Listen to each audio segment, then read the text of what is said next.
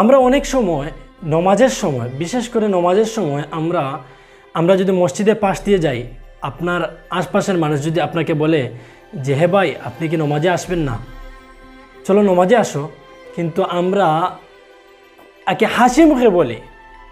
খুব লজ্জার বিষয় হলো আমরা হাসি মুখে বলি, আমরা পুরুষ হয়ে, যে আমাদের শরীর ভালো নয়, আমি পাক না, আমি না পাক, আমি নমাজে আসতে পারবো না, আমার গোসল ফরজ, আমি গোসল করতে হবে।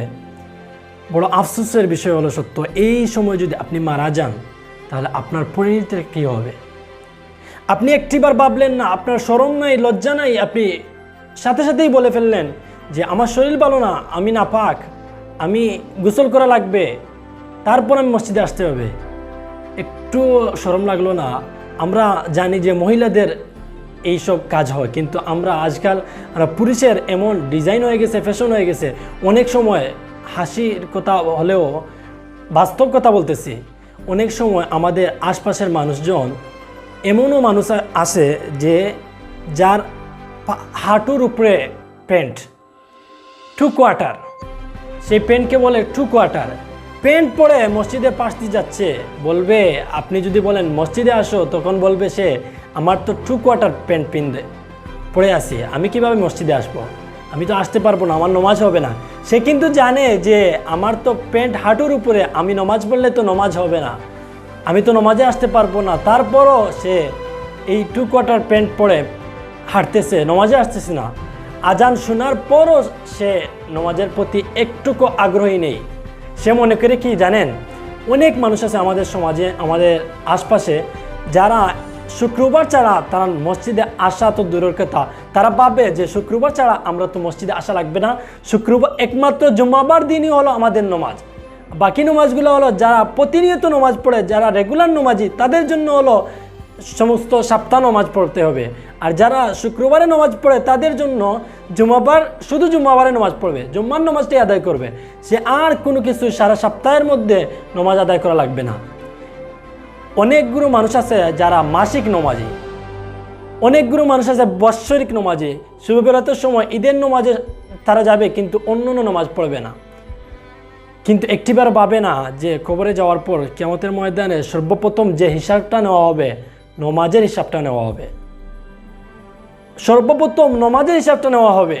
কিন্তু আমরা যে আজ গাফিল হয়ে গেছি, আমরা নমাজের প্রতি এত দুর্বল, অনেক সময় ভাবি নমাজ তো পড়লে কিছুই হয় না। আমরা ভাবি, খুব সচরাচর ভাবি যে আমার সাথী ভাই আমার সাথে যে চলাফেরা করতেছে সে তো নমাজ পড়তেছে না, আমি কেন নমাজ পড়ব?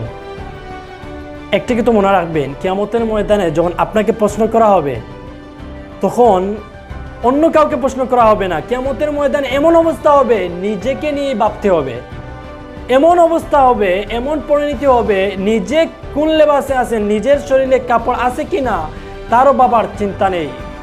আপনি তাও ভাবতে পারবেন না। আপনার আপন মা বাবাকে, যে আপনাকে গর্ভধারণ করেছে, তাকেই যদি গিয়ে বলেন দুনিয়ার জমিনে তো আপনি আমার মা ছিলেন, দুনিয়ার জমিনে তো আপনার পিতাকে বলেন, যদি দুনিয়ার জমিনে আপনি পিতা ছিলেন, এখন তো আমার পিতা, আমাকে একটু হেল্প করেন, আমাকে একটি নেকি দেন, আমি একটি নেকির জন্য আটকে গেছি। আফসোসের বিষয় হলো সত্য, তখন আপনার বাবা, আপনার মা যে 10 মাস 10 দিন গর্ভধারণ করেছে, সেই মা বলবে দুনিয়ার জমিনে তো আমার কোনো বিবাহ হয় নাই, আমার সন্তান আসবে কোথা থেকে? আর আপনি আজ দুনিয়ার জমিনে নমাজ পড়তেছেন না, আপনার ফ্যামিলির কারণে, আপনার ব্যস্ততার কারণে, আপনার চাকরি চলে যাবে, আপনি কাজে ব্যস্ত, আপনার আজকে রোজ পাওয়াবে না যে আপনি নমাজ পড়তেছেন না। একটিবার নিজেকে নিয়ে ভাবুন, একটিবার চিন্তা করুন যে আমরা কি করতেছি। আমাদের একটা অক চলে যাচ্ছে, আপনার মরণ, আপনার যত দিন চলে যাচ্ছে আপনি মরণের দিকে তো অগ্রসর হচ্ছেন। আপনি একটিবার নিজেকে নিয়ে ভাবুন, আপনি তো হঠাৎ মরে যাইতে পারেন। এই যেই সময় বলতেছেন, আপনি আজান হইতেছে, যে আপনি ভাবতেছেন যে আমি ফজরের নামাজ পড়ি নাই, জোহরের নামাজ পড়বো, জোহরের নামাজ পড়ি নাই, মাগরিবের আসরের নামাজ পড়বো, আসরের নামাজ পড়ি নাই, মাগরিবের নামাজ পড়বো, মাগরিবের নামাজ পড়ি নাই, এশার নামাজ পড়বো। তার ভিতরে যদি আপনি মারা যান, তার ভিতরে যদি আপনি কি কোনো গ্যারান্টি আছে যে ফজরের নামাজ পড়েন নাই, আসরের নামাজ পড়বেন, জোহরের নামাজ পড়বেন, মাগরিবের নামাজ পড়বেন, এশার নামাজ পড়বেন?